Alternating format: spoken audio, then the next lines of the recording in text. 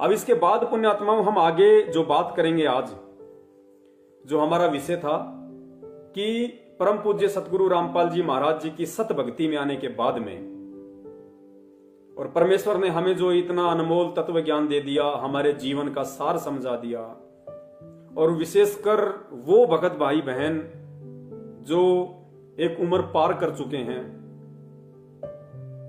जिनके शादी को काफी समय हो चुका है, जिनके बच्चे युवा हो चुके हैं, उन भाइयों के लिए आज ये विशेष संदेश है कि आखिर कब तक हम इस अनावश्यक भोग विलास में धंसे रहेंगे।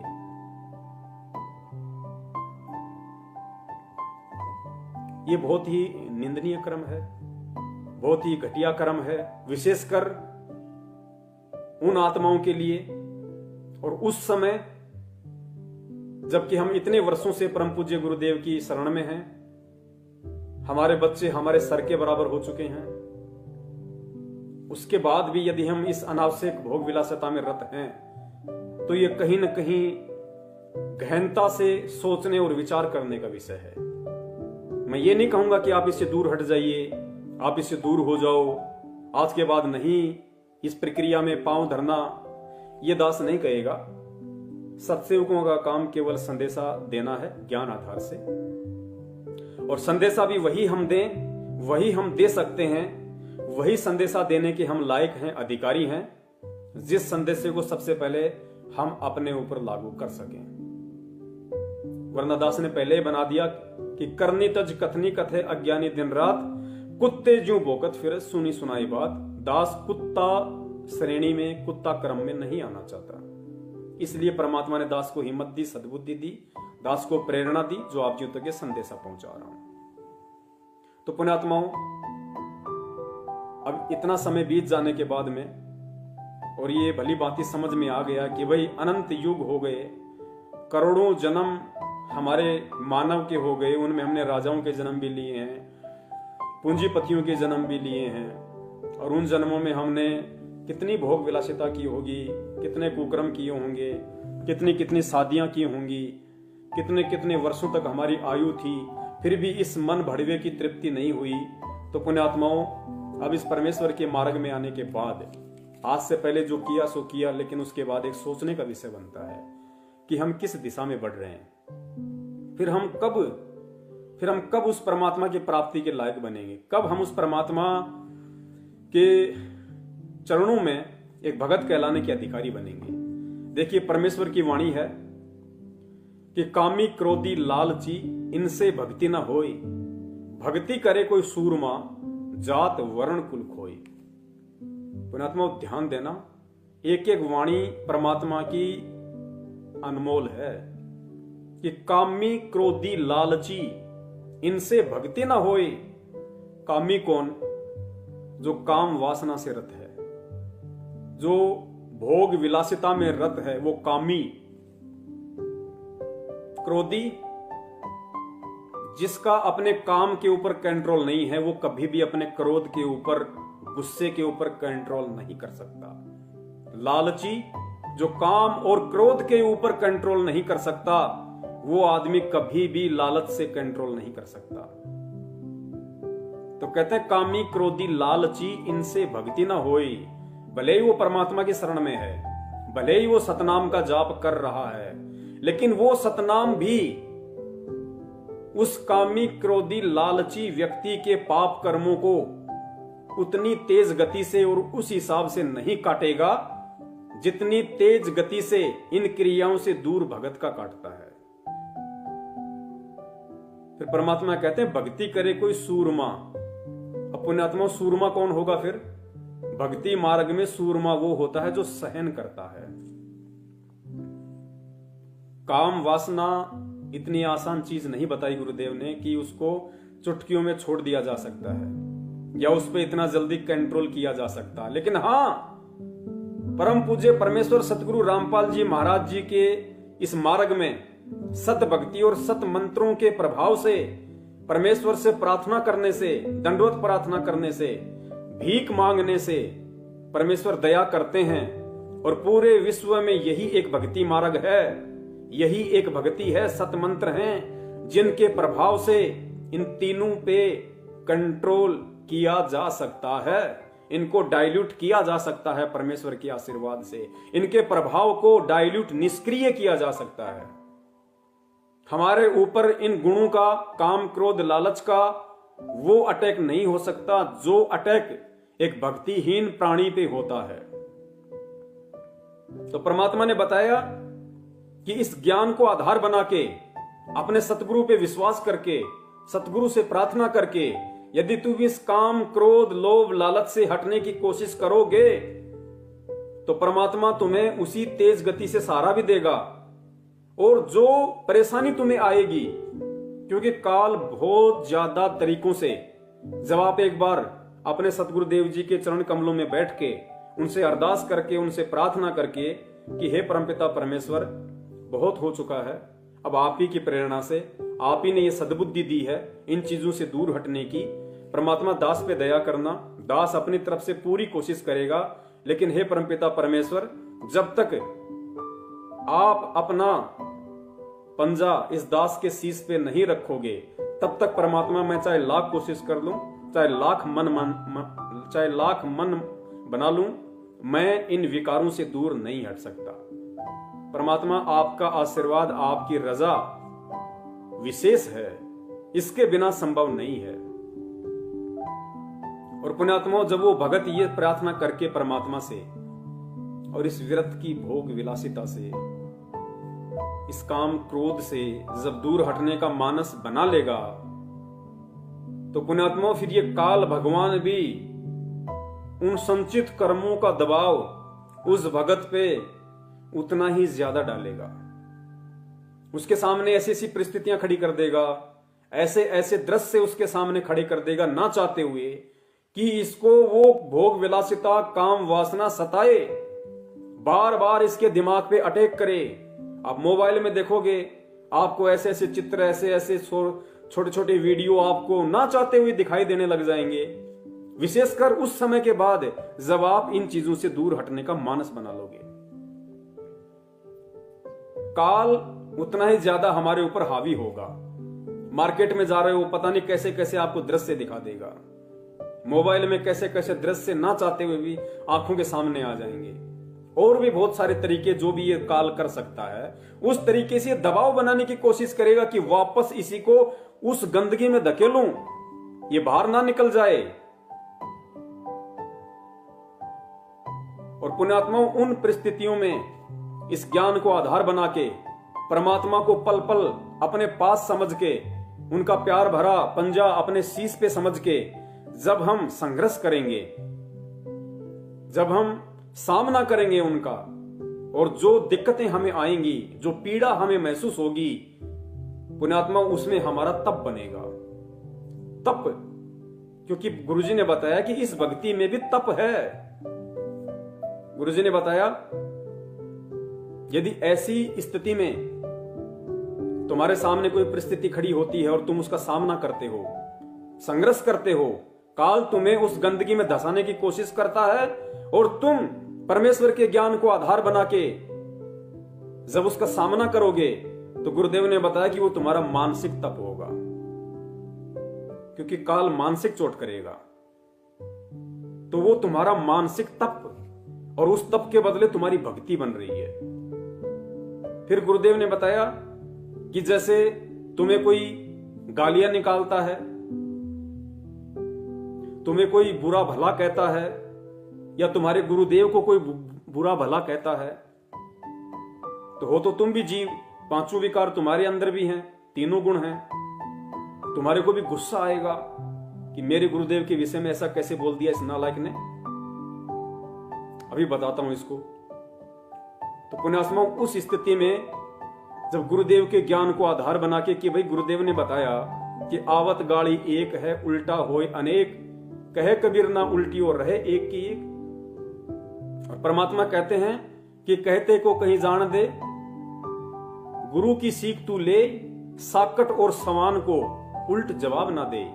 दुष्ट व्यक्ति को और कुत्ते स्वभाव वाले व्यक्ति को गुरुदेव कहते हैं, बेटा उल्टा जवाब मत देना, कबीरा आप ठगाइए और न ठगिए कोई, आप ठगाए सुख होत हैं और ठगे दुख होए।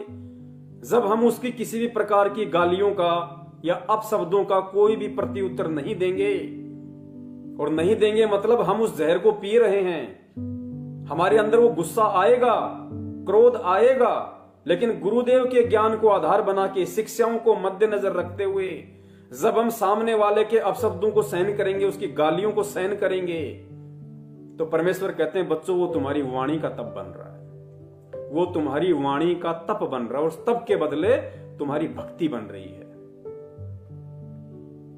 फिर गुरुदेव ने बताया यदि नौबत कोई ऐसी पहुंच जाती है कि कोई तुम्हारी पिटाई कर देता है, धक्का मुक्की कर देता है, थप्पड़बाजी कर देता है, और तुम उसका प्रत्युत्तर परमेश्वर के ज्ञान आधार से नहीं देते हो, कि भाई गुरुदेव ने बोल रखा है कि हम आज तो भगवान पे विश्वास रखेंगे, अगर हम चुप रहेंगे तो परमात्मा उसका हिसाब अपने आप कर देगा, तो कहते हैं तुम्हारे वो शरीर का तप बन रहा है।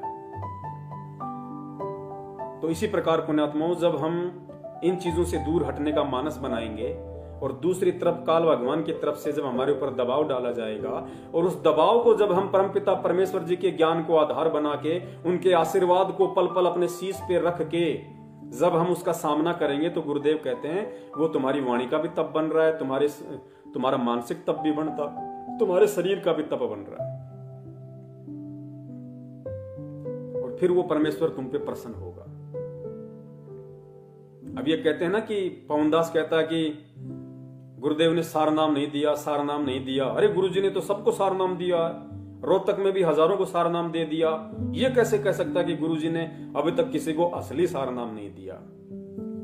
पुण्यात्माओं, जिन जिन को ये सार नाम मिल चुका है, जो ये कहते हैं कि हमें गुरुदेव ने अपने मुंह से सार नाम दे दिया, या कोई ये कहता है कि हमें रोहतक आश्रम से सार नाम मिल गया, वो एक बार अपने अंदर झांक के देख लें कि काम, क्रोध, लोभ, लालच से वो कितने दूर हैं। 15-15 साल के बच्चे कहते हैं कि हमें सार नाम मिल गया। पुण्यात्माओं, ये विचार करने की बातें हैं ये, क्योंकि पुण्यात्माओं सतनाम से हमारे पाप कर्म क्षीण होते हैं। गुरुदेव ने बताया कि सतनाम तक की भक्ति से हमारे पाप कर्मों का सत्यानाश होता है, सफाया होता है। तो जो व्यक्ति अभी तक सतनाम की कमाई से, जिसकी सतनाम की कमाई उसको दिखाई नहीं दी, और दिखाई देने का मतलब क्या है, गुरुदेव ने बताया कि ये जो कामी, क्रोधी, लालची, ये जो काम क्रोध हैं, ये तुम्हारे सतनाम की कमाई से समाप्त होंगे। अगर तुमने इनके ऊपर विजय प्राप्त कर ली, विजय प्राप्त करने का मतलब आप दास का समझ सकते हैं कि जब तुम इन चीजों से पीछे हट जाओगे, परमेश्वर के ज्ञान को आधार बना के, तो सोचो तुम्हारा सतनाम तुम्हारे साथ है, तुम्हारे गुरु का आशीर्वाद तुम्हारे साथ है, तुम्हारा सतनाम काम कर रहा है। यदि तुम परमेश्वर की इस वाणी के अनुसार कि कामी, क्रोधी, लालची, इनसे भक्ति न होई, भक्ति करे कोई सूरमा, जात वर्ण कुल खोई, जब तुम इन विकारों पे परमेश्वर के आशीर्वाद से उस स्तर की विजय प्राप्त करके इनसे दूर हटके और सूरमा वाली स्थिति में आ जाओगे, या आ रहे हो धीरे धीरे, तो सोच लेना कि तुम्हारा सतनाम काम कर रहा है। और जब सतनाम के प्रभाव से ये सारे विकार, ये पाप कर्म हमारे सीन हो जाएंगे, उसके बाद फिर सार नाम दिया जाता है, उसके बाद फिर सार नाम दिया जाता है। तो जिन जिन लोगों को रोहतक से सार नाम मिला है, या सतलोक आश्रम बरवाला से गुरुदेव के द्वारा मिला है, और जो अभी भी इस रति क्रिया में संलग्न है, इस भोग विलासिता में संलग्न है, जो ज्ञान को अभी आधार नहीं बना पाए हैं, बात बात पे माँ बहन की गालियां निकाल देते हैं, ये बड़े बड़े state coordinator, world coordinator Deshraj ji, Mahendra ji जैसे लोग, महेंद्र जी के लड़का, आपने अच्छे तरीके से उनके ऑडियो वीडियो सब देख लिए हैं उनके, और फिर भी वो कहते हैं कि हमें सार नाम मिला हुआ है। नामदान केंद्र वाले हमारी माता बहनों को अकेले में छेड़ते हैं, फिर कहते हैं हमें सार नाम मिल गया। तो पुण्यात्माओं, अभी तो उनका सतनाम भी ढंग से काम नहीं कर रहा, सार नाम मिल कहां से जाएगा। परमेश्वर कहते हैं कि बिन ही रसना नाम चलत है, निर्वाणी से नेहा, और गरीबदास भोडल में दीपक छानी नहीं सनेहा। गुरुदेव कहते हैं जिस प्रकार बल्ब के ऊपर अगर मोमजामा लगा दिया जाए तो भी उसका प्रकाश छुपाने से छुप नहीं सकता, तो ये अपने आप को सारनामी कहते हैं और इनके कर्म बिल्कुल कसाईयों के जैसे हैं, अज्ञानियों के जैसे हैं। और आज इन्होंने जो पीला पर्चा निकाला इसमें कितना पाखंड, कितना आडंबर, कितनी नीचता, कितनी धृष्टता, कितनी कृतज्ञता इन्होंने भगत समाज के और अपने गुरुदेव के प्रति दिखाई है। क्या आपको लगता है इनको सारनाम मिला है और इनका सतनाम काम कर रहा है? पुण्यात्माओं, गुरुदेव कहते हैं ना कि यो सौदा फिर नाई रे संतो, यो सौदा फिर नाई। पुण्यात्माओं, ये सौदा फिर नहीं मिलेगा अगर समझ में आ गई है तो। यदि हम इस भक्ति को प्राप्त करने के बाद, इस परमात्मा को प्राप्त करने के बाद, उसकी शरण में आने के बाद यदि हम इस छोटी सी चीज से भी दूर नहीं हट सकते तो सोचो फिर हम कहां भक्ति करेंगे, हम कब करेंगे? पुण्यात्माओं, परमात्मा साथ साथ उदाहरण पेश करते हैं लेकिन हम ध्यान नहीं देते, हम उनकी जीवनी को कभी गौर से नहीं देखते। परमेश्वर तो परमेश्वर थे सांसारिक दृष्टि में। जब तक वो अपने गुरुदेव की शरण में नहीं आए, जब तक वो भक्ति मार्ग से नहीं जुड़े, तब तक सांसारिक दृष्टि में उन्होंने शादी भी की, बच्चे भी उत्पन्न किए, सांसारिक दृष्टि में भोग विलास भी करके दिखाया। लेकिन जैसे ही परमपिता परमेश्वर अपने गुरुदेव की शरण में आए तो पुण्यात्मा उसके बाद क्या उस परमपिता परमात्मा ने उस सांसारिक दृष्टि में कभी भोग विलास किया? क्या परम पूज्य सतगुरु रामपाल जी महाराज जी ने सांसारिक दृष्टि से 17 फरवरी 1988 के बाद भोग विलास किया? पुण्यात्माओं, यही एक उदाहरण है हमारे लिए और ये सोचने की बात है, ये अंडरस्टूड है। जब भगत इस भक्ति की गहराई में जाएगा, जब उसको अनुभव होगा कि मैं किसकी शरण में हूं, मेरे गुरु के रूप में कौन है और वो मुझे किस लिए और कहां से चल के लेने के लिए आया है, और उसने मुझे इस पूरे ब्रह्मांड की सबसे अनमोल वस्तु दे दी है, और अब की बार मेरा ये जीवन वट वृक्ष का अंतिम पत्ता है, अंतिम लीफ है। जब इतना यदि भगत को समझ में आ जाएगा तो पुण्यात्मा वो खुद विचार करना शुरू कर देगा कि परमेश्वर की वाणी है कि भग भोग्या भग उपजय। भग कहते हैं योनि को, स्त्री योनि को भग। परमेश्वर ने कहा कि भग भोग्या भग उपजय, और भग से बचा ना कोई, और जो कोई भग से बचे भगत कहावे सोए। तो पुण्यात्मा गुरुदेव की इस वाणी के अनुसार असल में भगत भी वो कहलाएगा। आज हम कह देते हैं पवन भगत, फलाना भगत, दिखना भगत, लेकिन भगत है कौन? असल में भगत कौन है कि भग भोग्या भग उपजय, कि हे नादान प्राणी, जब तक मेरी शरण में आने के बाद भी तू इस काम वासना में, इस रति क्रिया में, इस अनावश्यक भोग विलासिता में डूबा रहेगा। भग भोग्या भग उपजय, अगर तू इसी रति क्रिया में लगा रहा तो चाहे तू मेरे से कोई सा भी नाम प्राप्त कर ले, तुझे वापस भग से जन्म लेना पड़ेगा। भग भोग्या भग उपजय, जब तक तू उस भग का भोग करता रहेगा तू भग से पैदा होता रहेगा, और भग से बचा न कोई, यानी बिना परमात्मा के आशीर्वाद के, उसकी शरण के, इस भोग विलासिता से कोई नहीं बचा। फिर कहते जो कोई भग से बचे, तो भग से कौन बचेगा? जो भगवान की शरण में होगा, जिसके ऊपर उसके गुरुदेव का पंजा होगा, जो सत भक्ति कर रहा होगा, जो साक्षात भगवान की शरण में होगा। इस 21 ब्रह्मांड में भग से वो बच सकता है। और परमेश्वर की वाणी है कि जो कोई भग से बचे, इसका मतलब भग से बचेंगे, भग से भी बचेगा भगत। कब बचेगा? किसकी शरण में आने के बाद? उस परम पिता परमेश्वर, पूर्ण परमेश्वर की शरण में आने के बाद। तो पुण्यात्माओं, ये हमारा और आप और हमारा सौभाग्य है कि हम उस परम पिता परमेश्वर की शरण में हैं आज। तो कहते हैं भग, जो कोई भग से बचे भगत कहावे सोए, उसके बाद तो वो भगत कहलाएगा, भगत। और भगत के बाद फिर आता है दास। भगत के बाद नंबर आता फिर दास का। हम तो लिख देते हैं पवन दास, रामचंद्र दास, फलाना दास, दिखना दास। परमात्मा कहते हैं पहले भगत तो बन ले, दास का नंबर तो बहुत दूर है। गुरुदेव कहते हैं दासा तन नेड़े नहीं और नाम धरावे दास। और भाई पानी के पिए बिना कैसे बुझेगी प्यास। दास बनने के लिए तो बहुत कुछ बलिदान देना पड़ेगा, कुर्बानी देनी पड़ेगी इस भक्ति मार्ग में। इन कुरीतियों की, इन पाखंडों की, आडंबरों की, इन तीनों गुणों की, इन 25 प्रकृतियों की, काम, क्रोध, लोभ, मोह, अहंकार की, इनकी बलि देनी पड़ेगी। परमात्मा कहते हैं उसके बाद तू भगत बनेगा, दास बनेगा।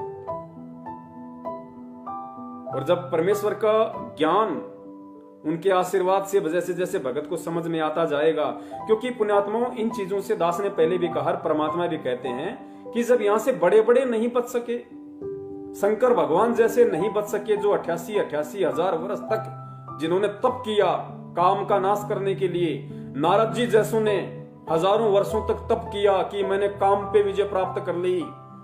परमात्मा कहते हैं वो नहीं बच पाए तो तुम्हारी क्या औकात है, तुम तो जीव श्रेणी में हो, वो तो देव श्रेणी में है, महादेव श्रेणी में है। जब वो नहीं बच पाए तो इस काल बलि के लोक में तुम कैसे बच पाओगे इन सब चीजों से। लेकिन बच पाओगे क्यों? क्योंकि तुम पूर्ण परमात्मा की शरण में हो।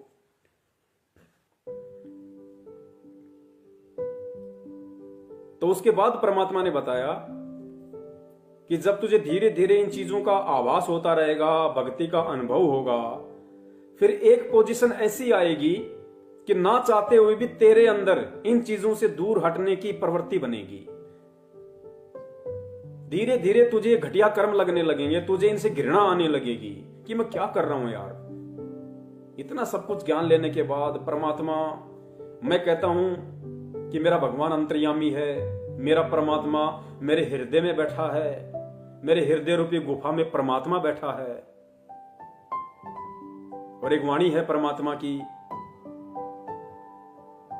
कि क्या मुख ले विनती करूं, लाज आवती मोय। परमात्मा कह रहे हैं हम नीचों को समझाने के लिए, गुरुदेव, कि क्या मुख से विनती करूं, लाज आवती मोय। और हे परमात्मा तुम देखत अवगुण करूं, कैसे भाऊं तोय।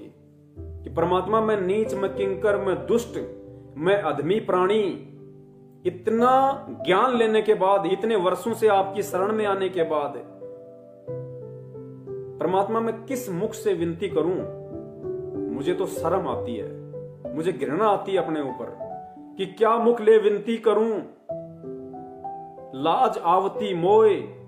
कि मुझे शर्म आ रही है परमात्मा आपसे विनती करते हुए भी कि तुम देखत अवगुण करूं। परमात्मा तुम अंतर्यामी, तुम सर्वद्रष्टा, तुम्हारे आंखों के सामने, तुम्हारे देखते देखते मैं सारे अवगुण कर रहा हूं। आज भी इतना ज्ञान लेने के बाद भी, आपकी इतनी रहम और दया प्राप्त करने के बाद भी, कि तुम देखत अवगुण करूं, कैसे भाऊं तोय। परमात्मा मैं आपको कैसे भाऊंगा, मैं आपको कैसे अच्छा लगूंगा। एक तरफ तो मैं कहता हूं कि अंतर्यामी एक आप, आत्म के आधार, जो तुम छोड़ो हाथ तो मैं कौन उतारे पार। कि चीटी पायल बाजे पैर, साहिब सुनता है सब लहर। कि मेरा गुरुदेव, मेरे गुरुदेव भगवान अंतर्यामी हैं, पल पल की जानते हैं, सबकी जानते हैं, सोचने से पहले की जानते हैं। और उस अंतर्यामी के सामने तू इतना ज्ञान लेने के बाद भी उस गंदे और घटिया, निंदनीय, कुकर्म, भोग विलासिता में, काम वासना में रत है। तो कहने को परमात्मा हम उन्हें कह रहे हैं, कहने को हम उन्हें अंतर्यामी कहते हैं, लेकिन पुण्यात्मा हम विचार करें, क्या वास्तव में हम उन्हें अंतर्यामी मान रहे हैं? वे तो अंतर्यामी हैं और हम कह भी रहे हैं, लेकिन क्या हम मान रहे हैं? ये कर्म करते हुए यदि हम उन्हें अंतर्यामी कहें तो एक बहुत बड़ा धोखा होगा उस अंतर्यामी के साथ में। क्योंकि हम बच्चे को बहला सकते हैं, हम बच्चे को फुसला सकते हैं, हम बच्चे को मूर्ख बना सकते हैं, लेकिन उस परम पिता परमेश्वर को हम उसके साथ में कैसे धोखा कर सकते हैं, ये ज्ञान लेने के बाद भी, और इतना समय बीत जाने के बाद भी। वेदों में भी दास ने देखा तो नहीं, लेकिन पहले दास सुना करता था कि भाई वेदों में भी, शास्त्रों में भी लिखा है कि पहले हमारे जो ऋषि मुनि होते थे वे काम वासना की तृप्ति के लिए शादी नहीं करते थे, वे केवल वंश चलाने के लिए संतान उत्पत्ति करते थे। और उनका विधान था कि चाहे लड़का हो चाहे लड़की हो, केवल एक ही उत्पन्न करना है। और कहते हैं कि वो उनके पता नहीं क्या क्या रूल थे, क्योंकि वो सनातनी लोग थे। बहुत अच्छा समय था उस समय, वातावरण था। पता नहीं 3 महीने में या साल में एक बार ही वो भोग विलास किया करते थे। 3 महीने या साल में एक बार ही भोग विलास किया करते थे। बाकी समय परमात्मा के भजन में, गुणगान में लगाया करते थे। तो पुण्यात्माओं, हमने तो उन प्राचीन ऋषि मुनियों से भी अव्वल दर्जे का भगत बनना है। असल में तो ऋषि मुनि परमात्मा आप और हमें बनाने आए हैं। और देखा जाए तो असल में ऋषि मुनि तो आप और हम हैं। असल में ऋषि हम हैं, असल में मुनि हम हैं। वो तो खाली काल तक की साधना के ऋषि मुनि थे। और पुण्यात्मा, वो ऋषि मुनि परमेश्वर हमें बनाना चाहते हैं, और हम विचार नहीं करते कि हम किस राह पे चल रहे हैं। तो किस तरीके से परमात्मा प्रसन्न होंगे, और पुण्यात्मा फिर कब हम सतलोक जाने की तैयारी करेंगे। परमेश्वर कहते हैं कि भाई तुम हंस थे, जब तुम सतलोक से आए तो तुम हंस प्रवृत्ति के थे। क्योंकि गुरुदेव ने बताया कि जो हंस होता है और जो काग होता है, वो दोनों एक ही सरोवर पे रहते हैं। और जो काग होता है वो कीड़े मकोड़े, घोंगे, छिपकली, मछली सब कुछ खाता है, सारी गंदगी खाता है। और जो हंस होता है वो भी उसी सरोवर पे होता है। और कहते हैं हंस चाहे भूखा मर जाएगा, लेकिन मोती के सिवाय अन्य कोई भी पदार्थ नहीं खाता, कोई भी खाद्य पदार्थ नहीं खाता।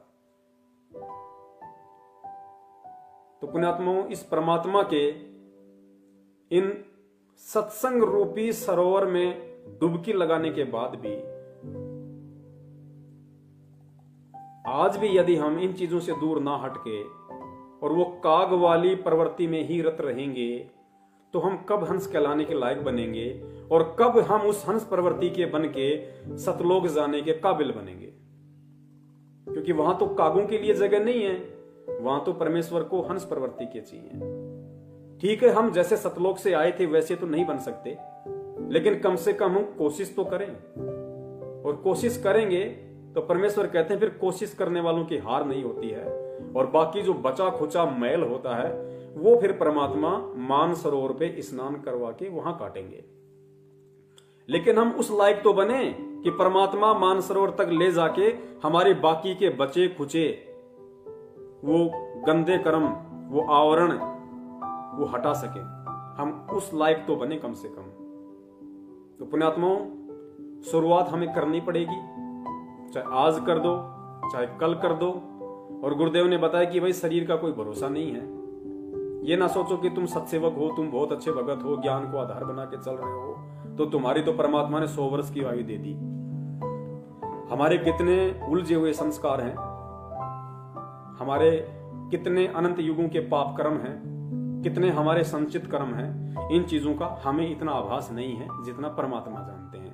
काल कब किस छोटी से छोटी गलती को भी आधार बना के हमारे ऊपर अटैक कर दे, क्योंकि परमात्मा कहते हैं ना कि काल कसाई तक तक मारा यो पग पे बाणा। वो बिल्कुल पैनी नजर है उसकी, घात लगा के बैठा है, घात लगा के। स्पेशली सत्सेवकों पे ध्यान रखना। तो हमें बचने की कोशिश करनी है और परमेश्वर के ज्ञान को आधार बना के, क्योंकि जब तक हम ज्ञान की गहराई में नहीं डूबेंगे, जब तक हम परमेश्वर को परमेश्वर नहीं मानेंगे, तब तक पुण्यात्माओं इन चीजों के विषय में आप, इनको त्यागने के विषय में आप सोच भी नहीं सकते। क्योंकि उसके बाद ही, क्योंकि सबसे बड़ा मूल मंत्र दास हरबार कहता है और भक्ति का विधान भी है कि सतगुरु रूप में धरती पे स्वयं परमात्मा प्रकट है। और जब तक हम अपने सतगुरु में परमात्मा को अपने हृदय से नहीं देख लेंगे, जुबान से नहीं, कहने से नहीं, जब तक इस ज्ञान को आधार बना के, इस भक्ति अनुभव को साथ में लेके, जब तक अपने दिलो दिमाग से, अपनी आत्मा से, अपनी अंतरात्मा से, अपने हृदय की गहराइयों से हम अपने गुरु में साक्षात परमात्मा नहीं देखेंगे, तब तक तो पुण्यात्माओं हमारी भक्ति शुरू भी नहीं है। इन चीजों को त्यागने के विषय में सोचना तो बरसों बाद की बातें हैं। तो हम कोशिश करें सबसे पहले ज्ञान को आधार बना के सतगुरु को पहचानने की कि सतगुरु के रूप में धरती पे कौन है।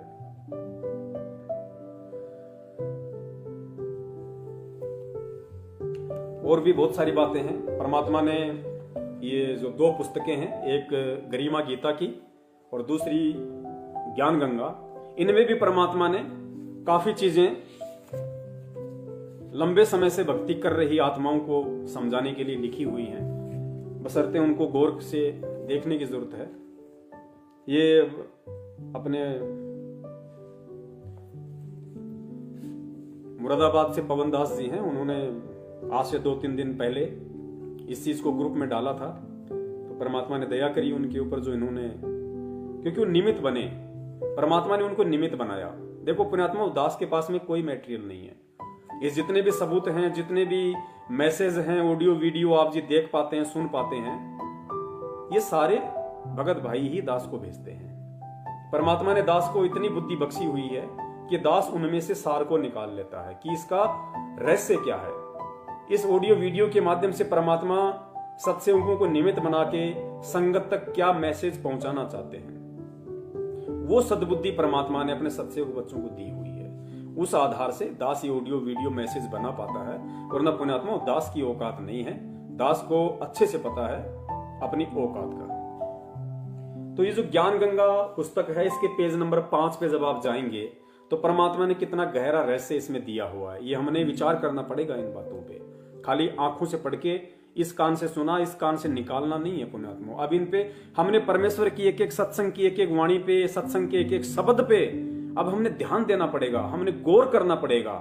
क्योंकि पुण्यात्माओं, परमेश्वर का एक भी शब्द अनायास नहीं होता है, निरर्थक नहीं होता है, मिथ्या नहीं होता है, फालतू टाइम पास के लिए नहीं होता है। परमात्मा अगर नॉर्मल तरीके से भी कोई बातें बोल रहे हैं तो उनमें भी गहरा संदेश है, उसको ढूंढने की जरूरत है।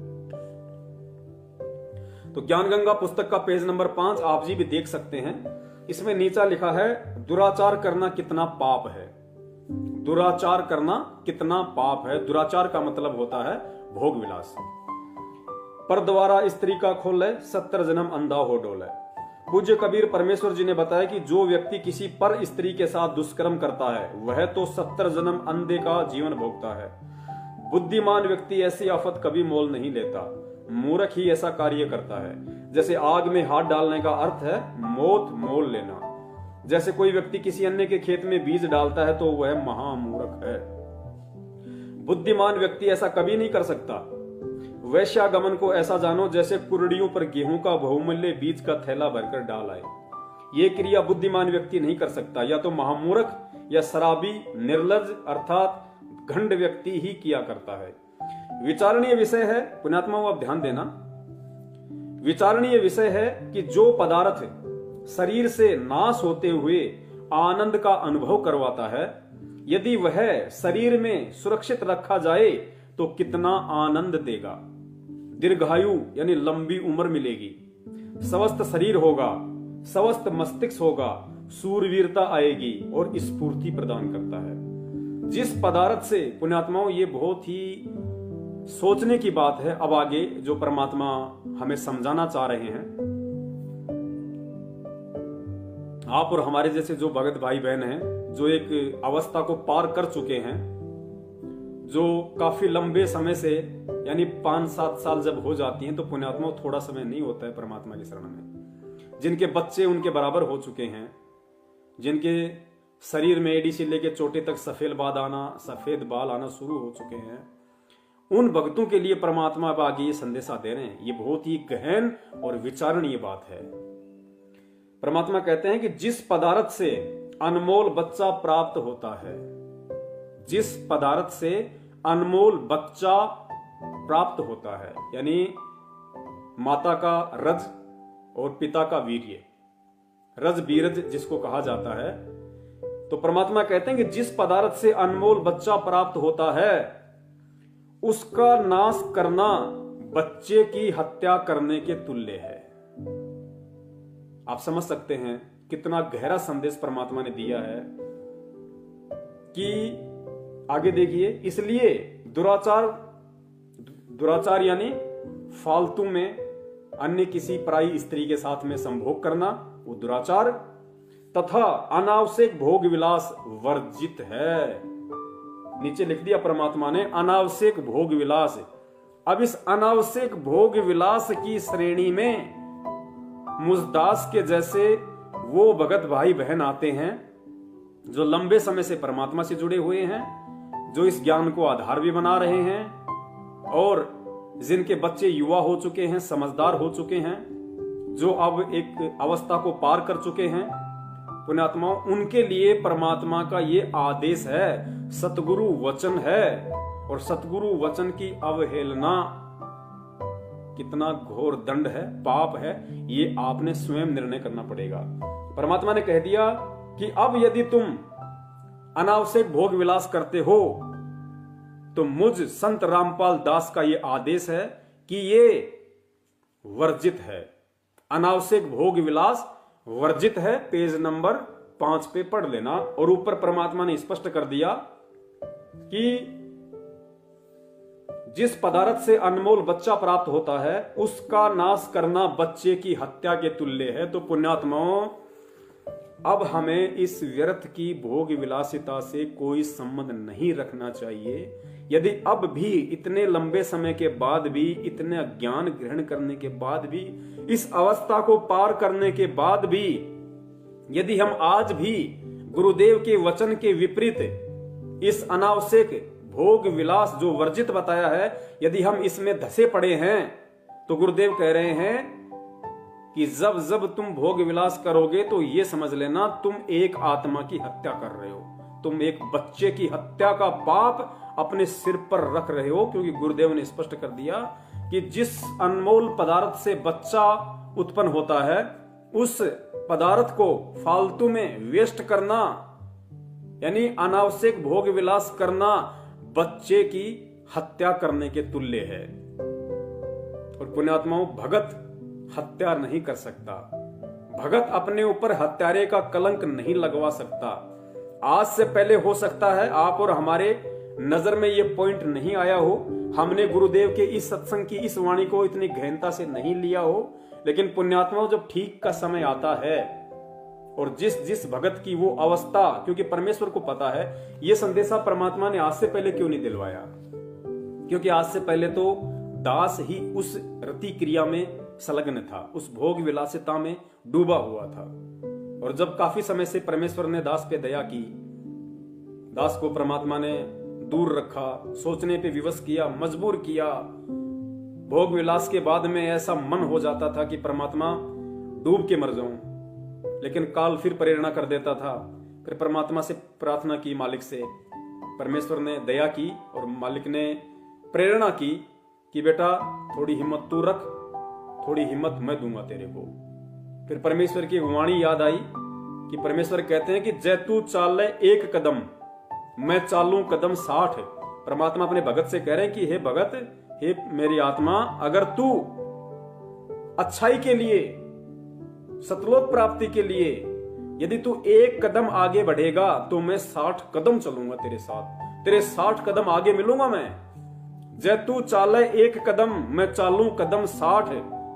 फिर कहते हैं जय तू हो जा काठ का, काठ यानी लकड़ी का, जय तू हो जा लकड़ी का और मैं बन जाऊंगा लोहे की लाठ। परमात्मा कहते हैं तू एक बार लकड़ी की तरह अडिग होके बन के तो देख, मैं तेरे पीछे लोहे का खंभा बन के खड़ा हो जाऊंगा, फिर तुझे झुकने नहीं दूंगा, तुझे टूटने नहीं दूंगा, तुझे शर्मिंदा नहीं होने दूंगा, काल का प्रभाव नहीं होने दूंगा। तो पुण्यात्माओं, यहां परमात्मा ने सीधा सीधा व्यर्थ की भोग विलासिता में धसे हुए भक्तों को एक हत्यारा करार दे दिया, हत्यारा। अब कौन वो ऐसा निर्लज्ज प्राणी होगा, निर्लज्ज व्यक्ति होगा तो सबसे पहले तो अपने ही गुरु के वचन की अवहेलना करेगा, जिन्होंने आपके बच्चे भी हो गए, सब कुछ हो गया, बच्चे जवान भी हो गए, समझदार भी हो गए, उसके बाद भी यदि आप ये व्यर्थ की भोग विलासिता में पड़े हो तो आप अपने गुरु के वचन की अवहेलना कर रहे हो।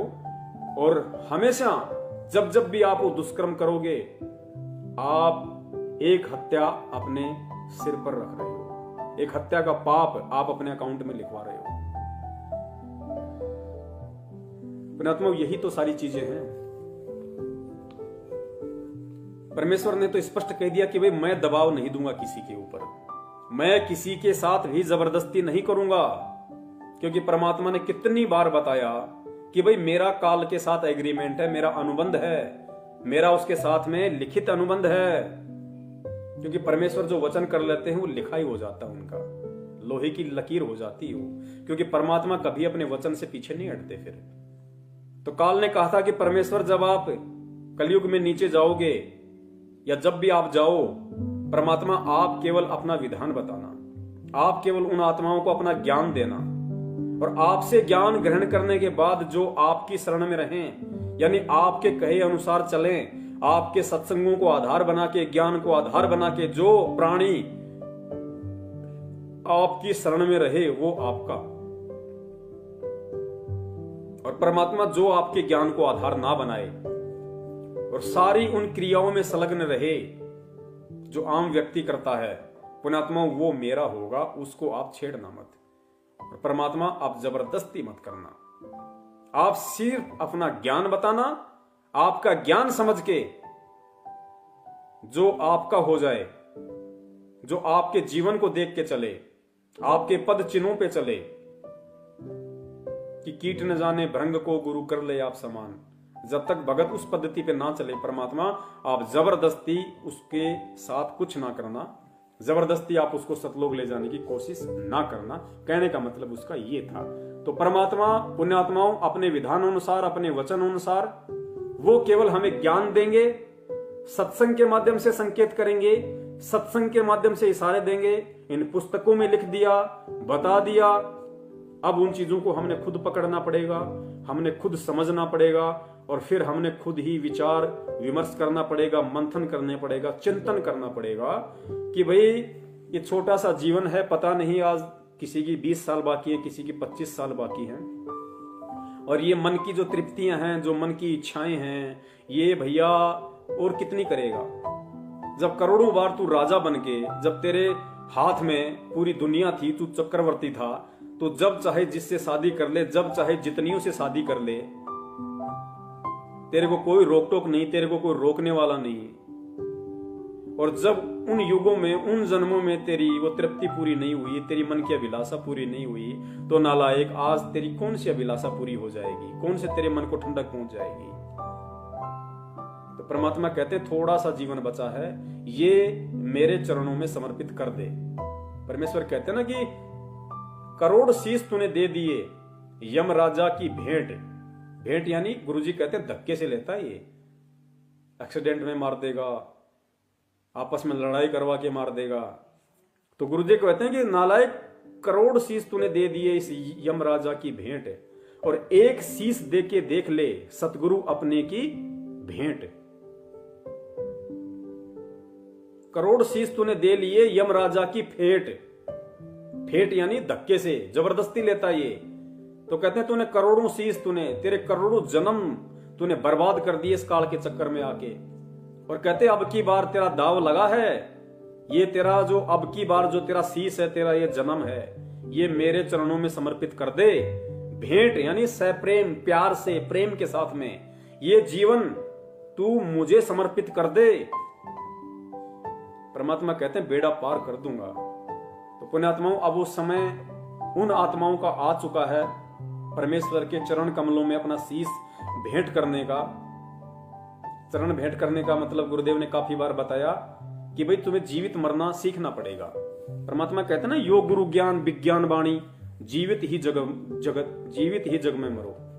तो जीवित ही जग में मरने का मतलब गुरुदेव ने बताया कि तुमने अपनी इच्छाओं को मारना पड़ेगा, अपनी इच्छाओं को काटना पड़ेगा, अपनी इच्छाओं से, मन की अभिलाषाओं से दूर हटना पड़ेगा, इस ज्ञान को आधार बना के कि अब ज्यादा समय नहीं बचा है, थोड़ा बहुत समय है, जितना हो सके परमात्मा को समर्पित कर दे। और पुण्यात्माओं उदाहरण परमात्मा ने एक से एक दे दिए। सबसे पहला उदाहरण तो स्वयं वो परमात्मा बनता है कि जब उन्होंने कबीर पंथ में एंट्री की सांसारिक दृष्टि से, उसके बाद परमात्मा इन व्यर्थ की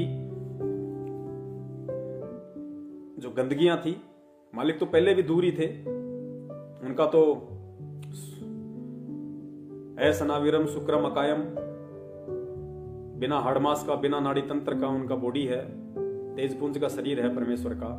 लेकिन सांसारिक दृष्टि में उन्होंने ऐसा उदाहरण दिया कि जब तक मुझे नहीं पता था, जब तक मुझे ज्ञान नहीं था, जब तक मुझे गुरु नहीं मिला था, परमात्मा की प्राप्ति नहीं हुई थी, तब तक तो मैं भी इन क्रियाओं में रत था, ताकि कोई भगत ये ना सोचे कि आज से पहले तो मैं इतने कुकर्म कर चुका हूं, मेरा कैसे भला होगा, कैसे परमात्मा मेरे पाप कर्मों का नाश करेगा। तो परमात्मा एक उदाहरण पेश करते हैं कि बेटा, मैं भी आज से पहले ऐसा ही था, मैं भी इन्हीं क्रियाओं में रत था, मैं भी काल को आनंद दे रहा था, काल को मजे करवा रहा था। लेकिन जब मुझे ज्ञान हुआ, मुझे मेरे पूज्य गुरुदेव जी ने बताया, उसके बाद से मैंने इन चीजों को त्याग दिया। तो एक उदाहरण पेश किया परमात्मा ने आप और हमें समझाने के लिए। फिर परमात्मा ने उदाहरण दिया राजा अब्राहम सुल्तान का, कि जब उसको वास्तविकता का पता चला, जब उसको चोट लगी, गुरुदेव कहते हैं कि ज्ञान का और घाम का चमका सा होता है। ज्ञान यानी तत्व ज्ञान और घाम यानी धूप। गुरुदेव कहते हैं ज्ञान का और घाम का चमका सा होता है। जो पुण्यात्मा होती हैं, जो ज्ञानवान आत्मा होती हैं, तुरंत रिएक्शन कर देती है उस पर। तो गुरुदेव ने बताया कि राजा इब्राहिम सुल्तान परमात्मा की पुण्यात्मा थी, ज्ञानी आत्मा थी, उसको तुरंत चमका हो गया। 16,000 रानियों को ठोकर मार दी उसने, 16,000 को। पुण्यात्माओं, आप और हम उस राजा इब्राहिम सुल्तान के कहां टिकते हैं? गुरुदेव कहते हैं कि रांडी ढांडी ना तजी। रांडी यानी औरत के लिए यूज किया परमात्मा ने, ढांडी यानी जानवर के लिए, पशु के लिए। क्योंकि राजा इब्राहिम सुल्तान के जीवन में ऐसा एक मोड़ आया था, लंबी कहानी है, परमात्मा ने हमें सबको बता रखी है। तो परमात्मा कहते हैं एक जीव के लिए कि रांडी ढांडी ना तजी, वो नर कई काग, वो तो कौवे हैं जिनसे ये भगवान की शरण ग्रहण करने के बाद में, परमात्मा से ज्ञान लेने के बाद में, ये रांडी भी नहीं त्यागी जा रही। रांडी त्यागने का मतलब ये नहीं कि हम अपनी भक्तिमतियों को छोड़ दें। आज जो भक्तिमती हैं वो भी परमात्मा की शरण में हैं, हम भी परमात्मा की शरण में हैं। अगर परमेश्वर भगत को प्रेरणा करते हैं तो परमात्मा को पता है कि जीवन में कोई और मोड़ ना आ जाए, इसके लिए परमात्मा अपनी उस बेटी में भी उतनी ही प्रेरणा करता है। उसको भी परमात्मा अंदर वो प्रेरणा कर देता है, वो भी उन चीजों से विरक्त होने लग जाती है। तो परमात्मा कहते हैं रांडी ढांडी ना तजय, ये नर कई काग। और भाई बलक बुखारी ने छोड़ दिया, थी कोई पिछली लाग, उसके कोई पिछले जन्म के अच्छे संस्कार थे, भक्ति कर्म थे, जिसने एक झटके में 16,000 एक से एक नवी नवेली रानियों को छोड़ दिया। किसी से तो 2 महीने पहले शादी की थी, किसी से 5 दिन पहले की होगी। परमात्मा ने कहा कि उसने जब उस पुण्यात्मा को ज्ञान हुआ, उसको ये झटका लगा कि नादान कहां अपना जीवन बर्बाद कर रहा है, कहां काल को मजे लुटवा रहा है, कहां उसका भोजन तैयार कर रहा है सूक्ष्म रूप में, ये वासना रूपी गंदगी इकट्ठी करके। तो परमात्मा कहते हैं 16,000 रानियों को मुंह काला करके निकल गया। अब पुण्यात्मा, हम अपना विचार कर ले अब कि उस समय उस पुण्यात्मा ने, क्योंकि ना तो मोबाइल थे, ना टीवी था, ना रेडियो था, ना चिप थी, ना परमात्मा जा के इतने सत्संग करते थे, पुण्यात्मा, उसके बावजूद भी उन आत्माओं में भक्ति की इतनी अलख लगी, इतनी जागरूकता आई उनके अंदर परमात्मा प्राप्ति की। राजा भी वो, गुरुदेव कहते हैं जब वो हाथी पे बैठ के सज धज के अपने सवारी के साथ चलता था, तो ऊपर जो देवताओं का राजा इंद्र है वो भी गर्दन नीची कर लेता था, वो भी शर्मा जाता था कि भाई इतने ठाट बाट, इतने भोग विलासिता के साधन, इतने मौज मस्ती के यंत्र तो मेरे पास भी नहीं है जितने बलक बुखारे के बादशाह के पास है। और वो पुण्यात्मा एक झटके में और ठोकर मार के चल दिया उसके। पुण्यात्माओं, अब हमने खुद इन चीजों पे विचार करना पड़ेगा। और दूसरी बात परमात्मा ने एक और कही हमारे को कि जब तुम इस भक्ति की गहराई में जाओगे पुण्यात्माओं, फिर तुम चिंतन करो, कभी बैठा करो, सोचा करो, कभी परमात्मा के सत्संग सुनने से नहीं, चाहे सत्संग सुनो थोड़ा, लेकिन थोड़े पे फिर चिंतन करो, मनन करो, विचार करो कि परमात्मा इस सत्संग के माध्यम से हमें क्या संदेशा देना चाहते हैं, क्या समझाना चाहते हैं। अब पुण्यात्माओं, ये अंडरस्टूड बात है, हम सबको अच्छे से पता है कि आज यहां जितने भी प्राणी हैं, हम सब एक परमात्मा के बच्चे हैं। हम चाहे यहां कोई स्त्री है, चाहे कोई पुरुष है, हम सब आत्मा हैं, और इस आत्मा का पति कहो, इस आत्मा का पिता कहो, इस आत्मा का मालिक कहो, केवल एक है परमात्मा, कबीर साहब, जो आज हमारे गुरुदेव के रूप में है। तो सतलोक में हम सब एक ही परमपिता परमात्मा के बच्चे, और सतलोक में ये दुष्कर्म, ये मंदकर्म सोचने को भी नहीं। काल ने जो किया वो एक अलग मैटर है, उसके अलावा दास आपको बता रहा है कि सतलोक में तो दिमाग में भी नहीं है ये गंदगी, दूर दूर तक नहीं है। तो हम सब एक परमात्मा के बच्चे। काल ने आके हमें यहां पे कौवा बना दिया, हंस से कौवा बना दिया, हमें आपस में एक दूसरे का पति बना दिया, पत्नी बना दी। इतना घोर अन्याय हमारे साथ इसने कर रखा है कि हो सकता है आज जो मेरी मां है, इस सांसारिक दृष्टि में जो मेरी माता है, क्या पता इस काल ने पिछले जन्म में मेरी औरत बना रखी, और आज जो मेरी बीवी है, मेरी पत्नी है, क्या पता पिछले जन्म में वो मेरी बेटी थी। तो कितना घोर अन्याय हमारे साथ में कर रहा है, कितना दूषित प्रदूषित हमें कर रहा है। ये सारी जानकारी आज गुरुदेव ने आके दे दी। और फिर पुण्यात्माओं, गुरुदेव कहते हैं कि जब तुम्हें इस बात का मालूम पड़ जाएगा, जब तुम अंदर से इस चीज को अनुभव करोगे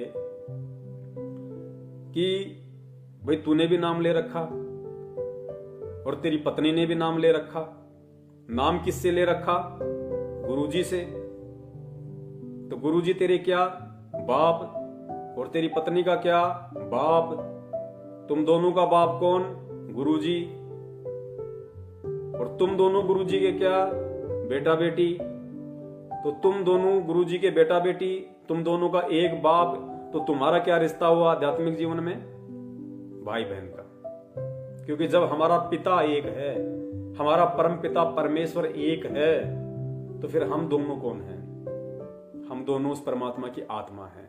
और आध्यात्मिक दृष्टि में अब हमें ये चीज समझ में आ जानी चाहिए कि हम दोनों भाई बहन हैं। जब हमारा सगा बाप आज हमें मिल गया, हमें पता चल गया, और उस बाप को आज हमने पकड़ भी लिया, तो पुण्यात्मा हम दोनों भाई बहन हुए या नहीं हुए?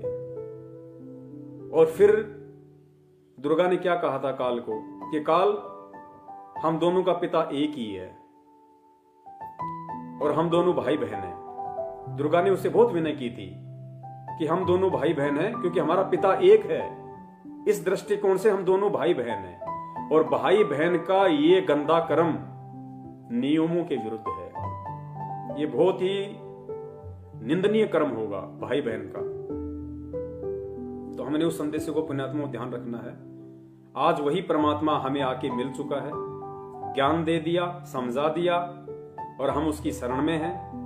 अब हम भाई बहन की संज्ञा में आ जाते हैं। और इस अवस्था को पार करने के बाद में पुण्यात्माओं, इस मैसेज को वो आत्माएं ज्यादा सीरियस ना लें जिन आत्माओं की अभी रमैनी नहीं हुई है। उन आत्माओं के ऊपर ये स्थिति लागू नहीं है जो दास अपने समकक्ष भगत भाई बहनों को संदेशा दे रहा है परमात्मा के आशीर्वाद से। यह संदेशा उन भगत भाई बहनों के लिए नहीं है जो भगत भाई बहन अभी तक शादी के बंधन में नहीं बंधे हैं और जो शादी करना चाहते हैं, जो रमैनी करना चाहते हैं। यह संदेशा उनके लिए नहीं है, क्योंकि पुण्यात्माओं आपका भी वो समय आएगा, परमेश्वर प्रेरणा करेंगे। और बहुत अच्छी बात है यदि कोई ऐसी पुण्यकर्मी आत्मा है जो शादी नहीं करना चाहती और इन चीजों से दूर हटके रहना चाहती है, तो इससे तो बड़ी कोई खुशी की बात ही नहीं है। वो तो परमात्मा के दिल में विशेष जगह बनाएगी। लेकिन पुण्यात्माओं, ये फैसले जल्दबाजी में मत लेना, यह दास की विशेष विनती है। ये जल्दबाजी में हमने फैसले नहीं लेने बिल्कुल भी। बहुत सोच के, बहुत समझ के, परमेश्वर को आधार बना के, ज्ञान को आधार बना के, और जब आप उस अवस्था पे आ जाओ, क्योंकि सभी लोग ध्रुव नहीं बन सकते, सभी लोग प्रहलाद नहीं बन सकते, सभी लोग बलक बुखार के बादशाह वाली श्रेणी में नहीं आ सकते। एक समय आएगा, यदि हम परमात्मा की शरण में आ गए हैं, हम यदि उनकी भक्ति मर्यादा में रह के कर रहे हैं, तो वो समय आएगा, वो सबका समय आएगा। तो समय के अकॉर्डिंग, क्योंकि कुछ तो शरीर की जो व्यवस्था है वो भी वैसी हो जाती है, आदमी थोड़ा निष्क्रिय हो जाता है, निढाल हो जाता है। कुछ परमात्मा का ज्ञान इतना हैवी है कि वो इन विकारों के ऊपर कंट्रोल करना शुरू कर देता है, और कुछ वो अवस्था ऐसी होती है आदमी को खुद इन चीजों से घृणा होने लग जाती है। तो सारे जोड़ जुगाड़ मिलते हैं तभी वो आत्मा इन चीजों से हटने के विषय में सोच सकती है, वरना नहीं सोच सकती। और अंत में दास का निवेदन है, आपने इस पुस्तक में देख लिया कि ज्ञान गंगा में परमेश्वर ने जिस तरीके से हमें समझाने की कोशिश की है। फिर यह पुस्तक गरिमा गीता की है, इसमें भी दास आपको थोड़ा सा दिखा देता है। गरिमा गीता का पेज नंबर 187, 187, पेज नंबर 187 है गरिमा गीता की। अपने आत्मा देखो, इसमें भी परमेश्वर ने कितने प्यार से, कितने अच्छे तरीके से भक्त को समझाया है। यहां पे जिक्र चल रहा है इस कथांग में कि काशी में हमारी जो बहन थी, जो गणिका, जो पहले सुप्रसिद्ध वेश्या थी, और जब वो सत्संग में आने लगी तो लोग उसके साथ में घृणा करने लगे, नादानी की, अज्ञानता के चलते, कि तू तो प्रसिद्ध वेश्या है, तेरा तो नाम बर्बाद है, तू तो ऐसा घटिया काम करती है, ऐसा मंदा कर्म करती है, ऐसा गंदा कर्म करती है, तू सत्संग में आने के लायक नहीं है। तो परमेश्वर ने समझाया उन आत्माओं को, बाकी आत्माओं को, कि भाई चाहे कोई कितना ही बड़ा दुराचारी हो, कितना ही कुकर्मी हो, अगर वो भक्ति करने की सोचता है तो वो महात्मा की श्रेणी में आता है। तुम उसको फिर उस नजर से देखने के अधिकारी नहीं हो। अगर देखते हो तो तुम दोषी हो परमात्मा के। और परमात्मा ने उन भक्तों को फिर समझाने की चेष्टा की कि अगर तुम इस वजह से तुम उसको मंदे कर्म वाली मानते हो, या तुम उनको हे दृष्टि से देखते हो कि ये तो वैश्या है, ये तो वैश्यागमन करता है, ये ऐसा करता है, तो तुम क्या हो? भक्ति में आने के बाद भी तुम क्या हो? तो उनके लिए परमात्मा ने संदेशा दिया है। कबीर कुष्टी हो वे संत बंदगी कीजिए, हो वैश्या के विश्वास चरण चित दीजिए। फिर आगे परमेश्वर ने क्या वाणी लिखी है, पुण्यात्मा ध्यान देना। कबीर आग पराई आपनी, हाथ दिए जल जाए। गुरुजी कहते हैं कि बेटा आग, अग्नि, चाहे अपनी हो, चाहे पड़ोसी की हो, या चाहे किसी दूसरे की हो, अग्नि का स्वभाव है हाथ जलाना। तो परमेश्वर कहते हैं कबीर आग पराई आपनी, चाहे पराई हो चाहे अपनी हो, हाथ दिए जल जाए। फिर मालिक ने क्या संदेशा दिया कि नारी पराई आपनी, नारी औरत, चाहे अपनी हो चाहे पराई हो, चाहे तुम अपनी औरत के साथ में भोग विलास करो या चाहे पराई औरत के साथ करो, नारी पराई आपनी, पर से सर्वस जाए। इतना गहरा संकेत परमात्मा ने दे दिया है। भावार्थ में गुरुदेव लिखते हैं, यदि कोई कुष्ठ रोगी गुरुजी से दीक्षा लेकर भक्ति कर रहा है तो उससे घृणा न करना, उसको भक्तों वाला सम्मान प्रणाम करके दीजिए। यदि कोई वैश्या भी गुरुजी से दीक्षा लेकर साधना करती है तो उसको सम्मान से प्रणाम कीजिए। ऐसा करने से उसका मनोबल बढ़ेगा तथा बुराई करने से संकोच करेगी और सुधर जाएगी। कबीर परमेश्वर जी ने कहा, यदि आप वैश्या तथा दुराचारी को इसलिए हे समझते हो कि वे पर स्त्री तथा पर पुरुष से भोग विलास करते हैं, यानी अगर आप किसी वैश्या को या किसी दूसरी औरत के साथ में गमन करने वाले व्यक्ति को यदि आप इसलिए हे दृष्टि से देखते हो कि ये तो दुराचारी है, दूसरों की औरतों के साथ ऐसा कुकर्म करता है, या ये औरत वैश्या है, ये दुराचारणी है, तो परमात्मा कहते हैं आप अपनी विवाहित पत्नी से भोग विलास करते हैं और अपने को उनसे श्रेष्ठ मानते हैं। तो ये विचार करो कि स्त्री मिलन करने से सब भ्रष्ट हो जाते हैं। पुण्यात्माओं, ये भक्तों के लिए परमात्मा समझा रहे हैं, उन भक्तों के लिए जो अब उस अवस्था को पार कर चुके हैं, जिनके बच्चे समझदार हो चुके हैं, या ना हो तो भी बड़ी बात नहीं, बच्चे ना हो तो भी बड़ी बात नहीं। यदि स्त्री मिलन करने से, तो ये विचार करो, यदि स्त्री मिलन करने से सब भ्रष्ट हो जाते हैं तो आप भी तो स्त्री या पुरुष से मिलन करते हो।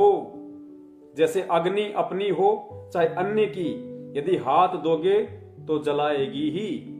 अपनी अग्नि कोई बचाव नहीं करती, अर्थात भगत होने के बाद यदि आप अपनी पत्नी से भी, ये दुराचार की श्रेणी में आ जाता, अगर यदि आप अपनी पत्नी से भी भोग विलास करते हो तो परमात्मा कहते हैं जिस प्रकार अपनी खुद की अग्नि भी आपका बचाव नहीं कर सकती, उसी प्रकार यदि हाथ दोगे तो जलेगी, अपनी अग्नि कोई बचाव नहीं करती। इसी प्रकार विचार करना, इसी प्रकार विचार कर अपने अपने अपने कर्मों को देखो तथा दूसरे से उसके बाद फिर दूसरे से कहो। आगे परमात्मा कहते हैं व्यभिचार यानी दुराचार वह है जिसमें स्त्री पुरुष स्वयं की इच्छा से मिलन करते हैं। व्यभिचार और दुराचार गुरुदेव ने बताया कि जो स्वयं की इच्छा से संभोग करते हैं, यानी जिनकी शादी नहीं हुई, जैसे आजकल लिव इन रिलेशनशिप का जो चल रहा है, जो अपने आप को शिक्षित कहते हैं, जो बाहर पढ़ते हैं या कहीं भी रहते हैं, नौकरी करते हैं, और शादी से पहले जो आपस में एक कमरा लेके रहते हैं, आपस में फिर कहते हैं लव इन रिलेशनशिप या लिव इन रिलेशनशिप, शादी से पहले का जो अपना भोग विलास करते हैं, उसके लिए परमात्मा ने कहा कि ये दुराचार की श्रेणी में आता है। आप शादी से पहले, रमणी से पहले किसी भी औरत के साथ में लिव इन रिलेशनशिप वाला संबंध स्थापित नहीं कर सकते, भोग विलास नहीं कर सकते। यदि करते हो तो वो दुराचार की श्रेणी में आता है, व्यभिचार की श्रेणी में आता है, वेश्या की श्रेणी में आता है, जो प्रत्येक सभ्य समाज की प्रतिष्ठा के विरुद्ध है। यह बलात्कार नहीं है, व्यभिचार कहा जाता है। यह मानव समाज पर कलंक है। और बलात्कार वो है जो किसी लड़की या स्त्री को उसकी सहमति के बिना बलपूर्वक संभोग पुरुष द्वारा किया जाता है, वो नारी के लिए अभिशाप है, समाज के लिए अति पीड़ादायक तथा शर्मनाक है, जो क्षमा के योग्य नहीं है। उसे दंडित किया जाना चाहिए। सुधरने के लिए भी सजा के दौरान अपने विचारों की पुस्तक तथा सत्संग सुनाया जाए। उस व्यक्ति को चाहिए कि अपनी गलती को सार्वजनिक करे, जिसे समाज के अन्य सिरफिरों को नसीहत लगे, उसकी रूह कांप जाए, उसको पता चले कि जरा सी चूक से जीवन नष्ट हो जाता है। समाज में स्वयं को मुंह दिखाने के लायक रहता नहीं, माता पिता, भाई बहन तथा कुल के लोगों का भी सिर शर्म से नीचा कर देता है। समाज में उसका जीना दुश्वार हो जाता है। तो पुण्यात्माओं, अब इतने संकेत, इतने संदेश परमात्मा ने दे दिए कि कबीर आग पराई आपनी हाथ दिए जल जाए कि है नादान प्राणी। जिस प्रकार अग्नि चाहे अपनी हो चाहे दूसरे की हो, अगर हाथ दोगे तो जलोगे ही जलोगे, ठीक इसी प्रकार चाहे तू जगत है चाहे तू भगत है, नारी पराई आपनी परसे यानी संभोग किए सर्वस जाए।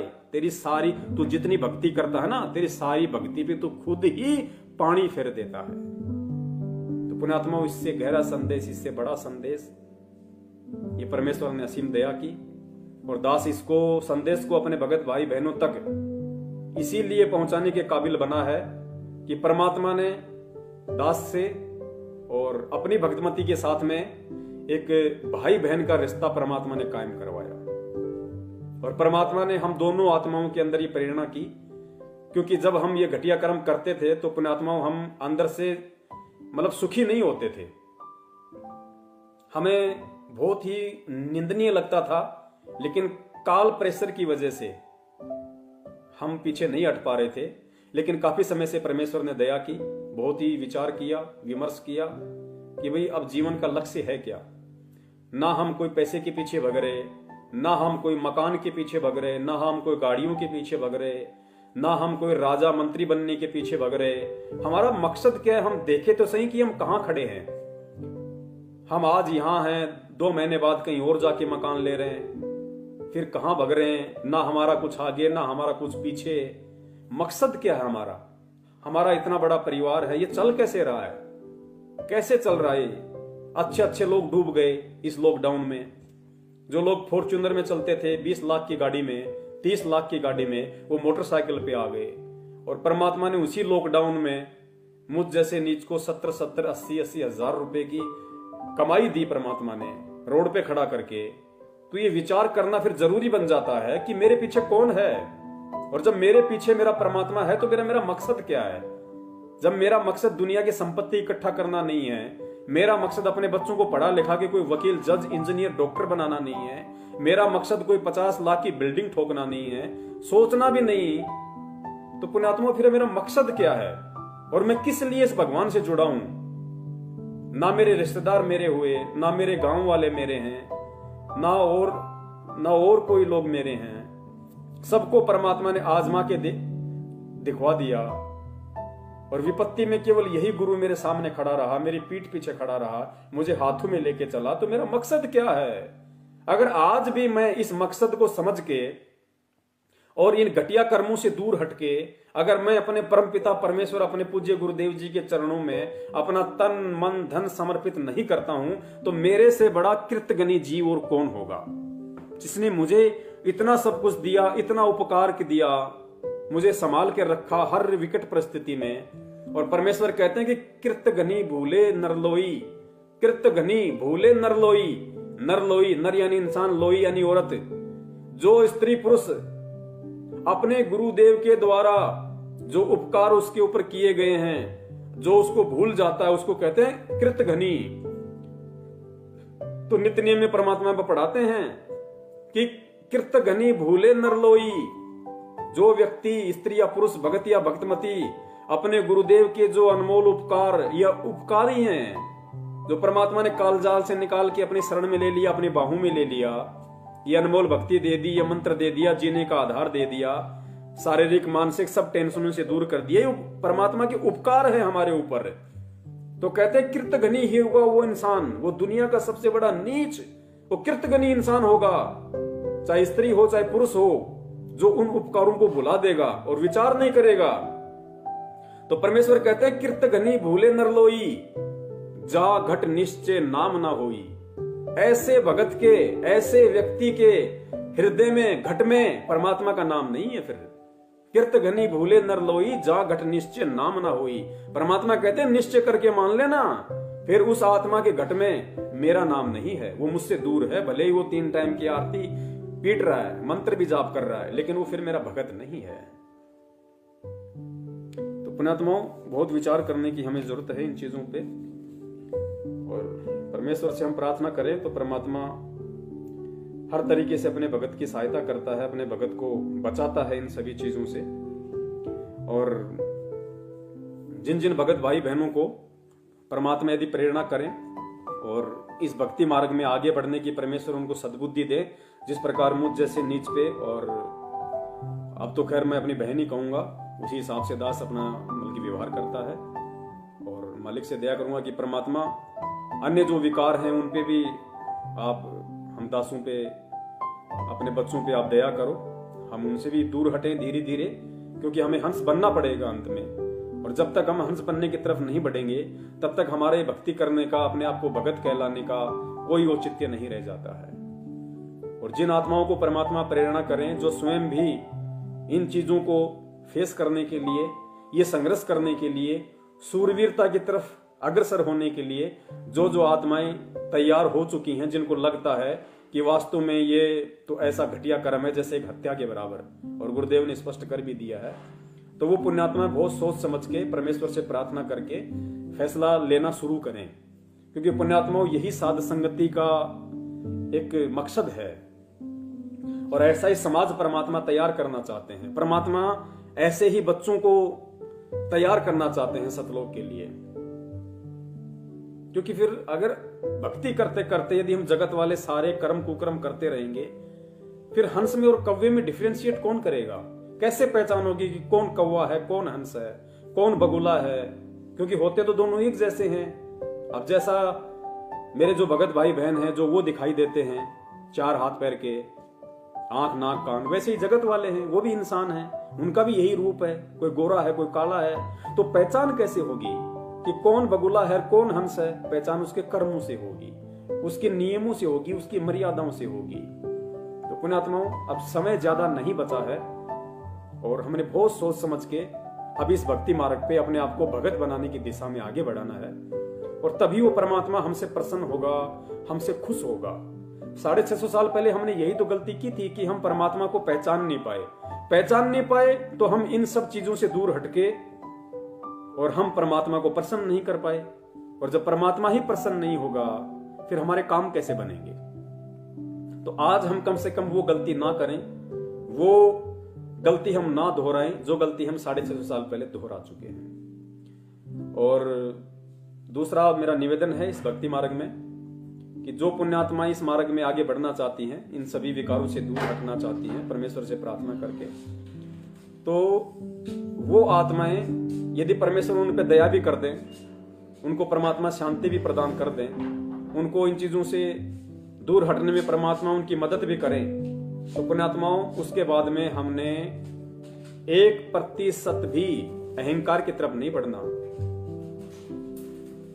अगर हम अहंकार की तरफ बढ़े या हमारे अंदर इन चीजों को लेकर अहंकार उत्पन्न हो गया, तो गुरुदेव ने एग्जाम्पल भी साथ साथ दे रखे कि बेटा शंकर भगवान ने 88,000 वर्ष तक यही तपस्या की थी काम को काबू करने की, और उसको लगा कि मैंने तो कामदेव पे कंट्रोल कर लिया।